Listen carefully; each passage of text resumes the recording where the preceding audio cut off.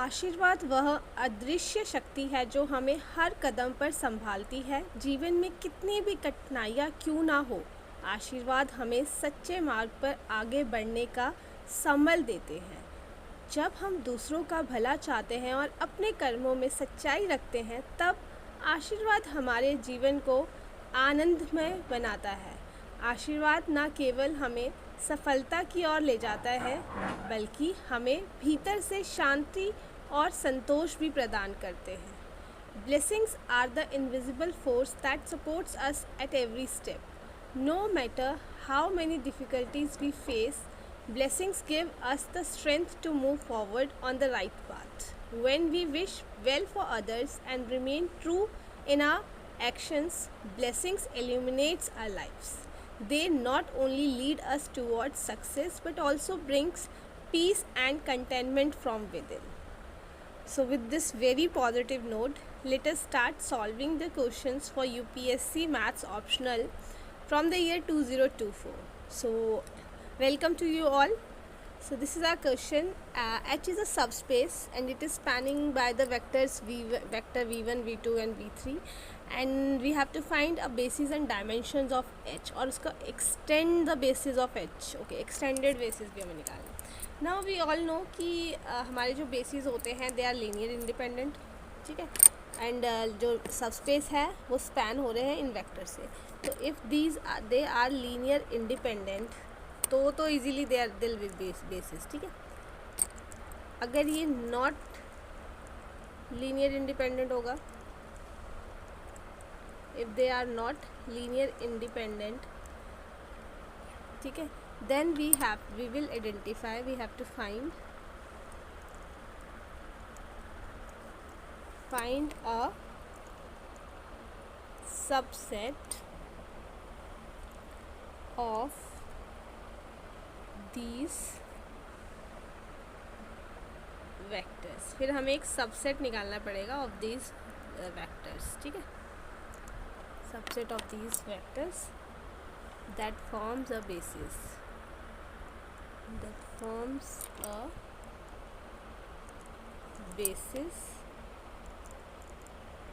for H, ठीक है। तो let us make first matrices out of this।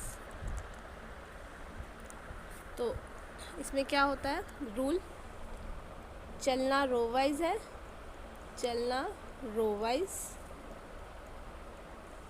And लिखना कॉलम वाइज, लिखना कॉलम वाइज, ठीक है, चलना रो वाइज, लिखना कॉलम वाइज। 1 -2 5 -3 2 3 1 -4 is 3 8 -3 -5, ठीक है। नाउ अब हमें और रो ऑपरेशंस निकाल के we have to find its rank.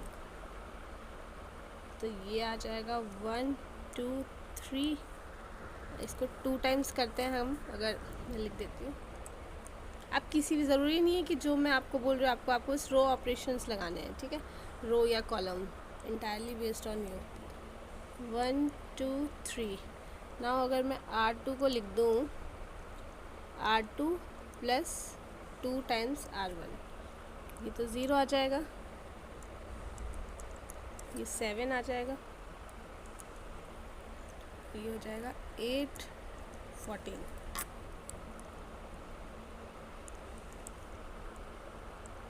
ठीक है। अब 5 1 -3, मैं इसमें करती हूँ R3 को R3 - 5 टाइम्स R1, 0 -9 -18, और R4 को लिख देते हैं हम R4 + 3 टाइम्स R1, तो ये आएगा 0 -4 + 12, ये 8, -4,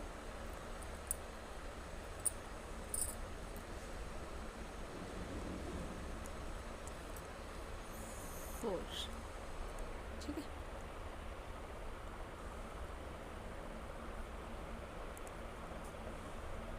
नाउ ये आएगा 1 2 3। इसमें से अगर मैं कॉमन नहीं, कॉमन के लेना 7 कॉमन ले लेती हूँ तो ये आ जाएगा 1 and 2। अच्छा, ये भी कॉमन ले लेती हूँ, यहाँ से -9 कॉमन ले लेती हूँ तो भी बचेगा 1 and 2, और यहाँ से 4 कॉमन ले लेते हैं तो ये आ गया, ठीक है।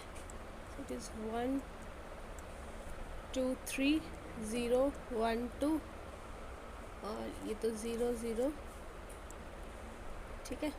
और ये आ जाएगा 0। इसको अगर मैं इससे कर लूँ तो ये आएगा 0 2 -2, और ये 1 -3। अब ये अगर मैं इसका ऑर्डर लिखूँ तो ये है मेरा 4 क्रॉस 3, ठीक है। तो n इज़ माई 3, और उसमें से मेरी नलिटी ऑलरेडी 1 आ गई है ना। एक कॉलम, पूरी रो जो है मेरी वो 0 आ गई। तो रैंक कितना हो गया, सेल्वेस्टर थ्योरम से हमें पता है nullity plus rank equals to n।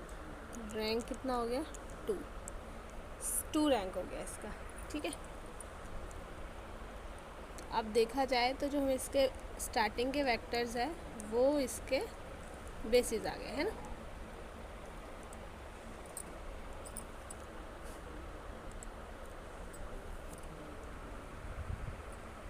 तो अब हमारा जो बेसिस फॉर h होगा, basis for h is given bye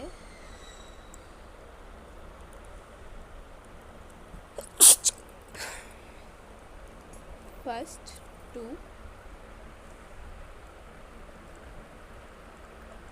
columns of original matrix, ठीक है। क्या कॉरेस्पॉन्ड लेना है इसको, कॉरेस्पॉन्डिंग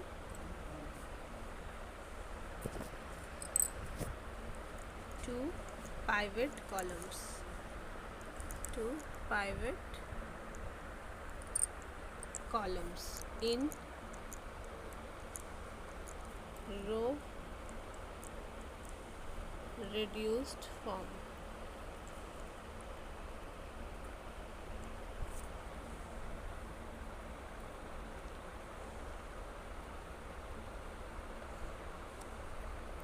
ठीक है, और ये हमारे कॉलम्स कौन से होंगे, v1 एंड v2।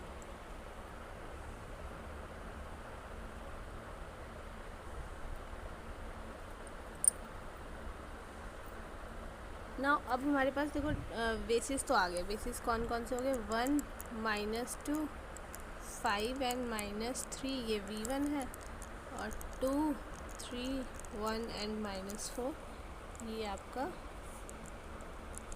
v2 है, ठीक है। अब आपको क्या करना है, एक्सटेंड करना है बेसिस। तो जब हम इसके एक्सटेंड करेंगे बेसिस तो हम क्या ले लेते हैं, हम R4 तक ले जाना है ना हमें एक्सटेंड, तो हम वो ले लेते हैं जो हमारे पास स्टैंडर्ड बेसिस होते हैं। स्टैंडर्ड बेसिस E3 ले लेते हैं 0 0 1 0, और E4 ले लेते हैं 0 0 0 1, ठीक है। तो ये हमारे पास बन जाएगा 1 2 0 0 -2 3 0 0 5 1 1 0, और -3 -4 0 1। अब इसका एक बार डिटर्मिनेंट देख लेते हैं कि लीनियर इंडिपेंडेंट है, वैसे तो है ही बट ठीक है।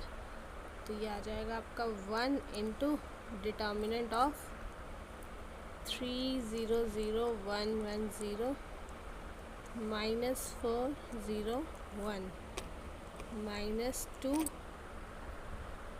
रहेगा -2 0 0 510 -3 0 1, तो ये 3 1 1 आ जाएगा यहाँ से, -2 -2 1 1 हो जाएगा, तो 3 1 1 +4 -2 एंड -2, तो एक तरह से कहते हैं नॉट ज़ीरो आ रहा है, means this is linear independent.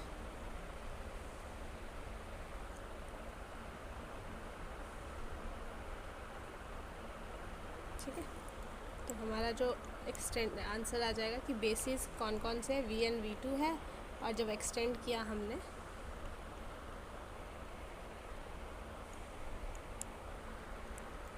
ये आ जाएगा 1 -2 5 and 3 2 3 1 and -4। ठीक है, रैंक 2 था। एक्सटेंडेड में क्या हो जाएगा, ये भी है और इसके साथ आ जाएगा 0 0 1 0 0 0 1।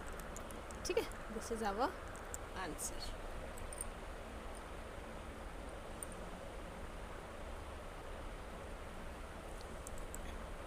चलो नेक्स्ट क्वेश्चन भी देख लेते हैं।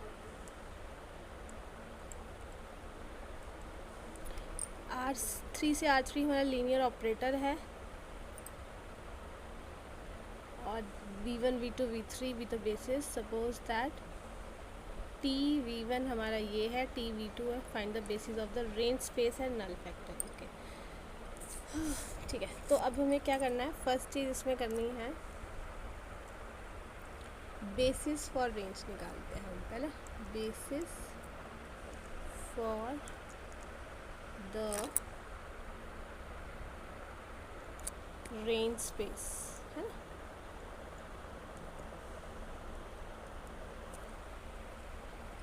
तो रेंज स्पेस जो हमारा T का होगा, range space of T, range space of T is span of vectors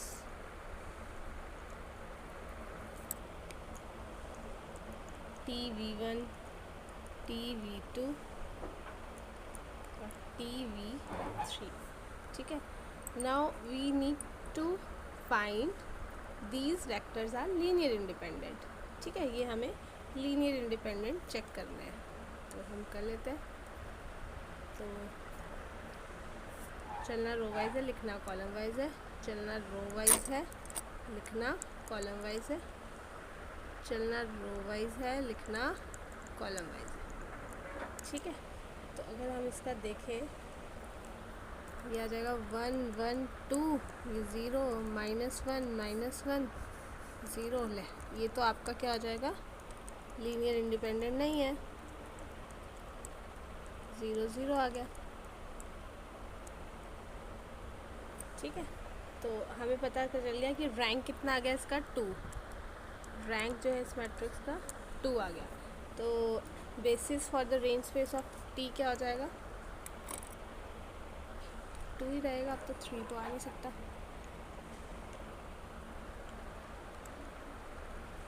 तो ये रहेगा 1 1 0 1 0 -1।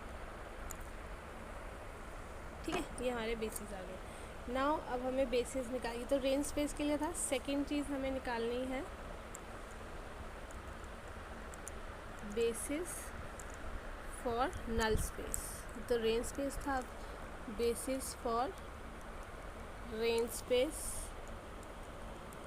ऑफ T, तो नल स्पेस ऑफ, तो null space of T consist, क्या क्या कंसिस्ट करेंगे, कंसिस्ट ऑफ ऑल वेक्टर्स जो हमारे R³ में आ रहे हैं, सच दैट TV जो है हमारा वो 0 आना चाहिए।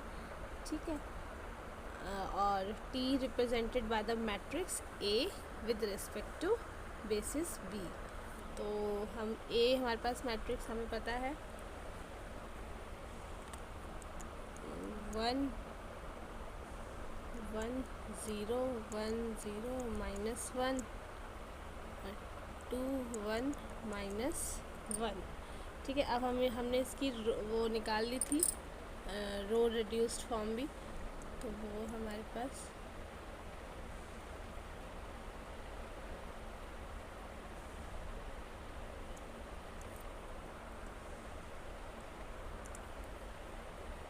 वन वन टू, तो ज़ीरो ज़ीरो ज़ीरो हो गया था, नहीं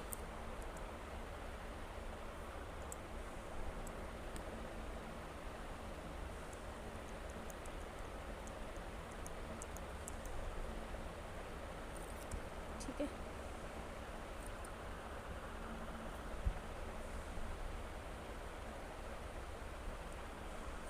अगर मैं R1 पे भी ऑपरेशन लगा दूँ तो ये मेरा आ जाएगा इस तरीके से,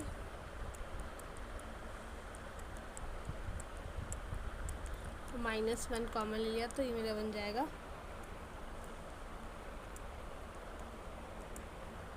101011000, ठीक है।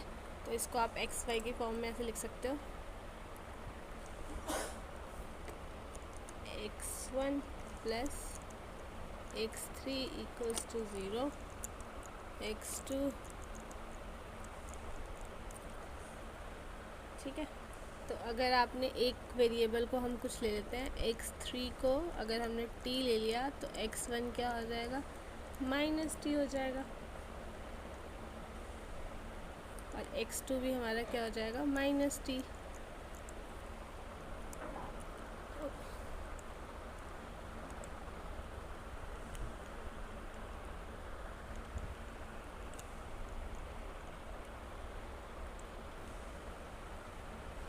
नाउ ये हमारे पास x जो है वो आ जाएगा आपका, t कॉमन ले लिया तो x1, x2 और x3, ठीक है।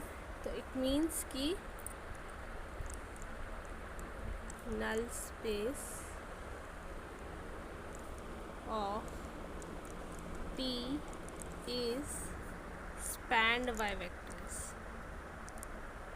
spanned by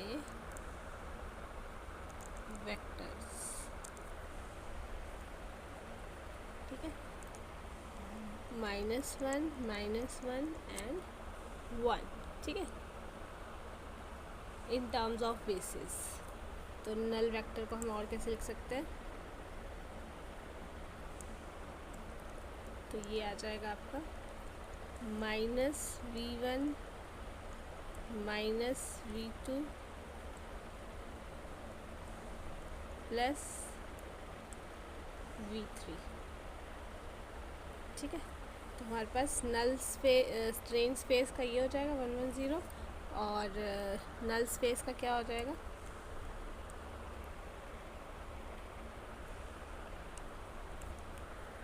-v1 -v2 v3। So thank you so much.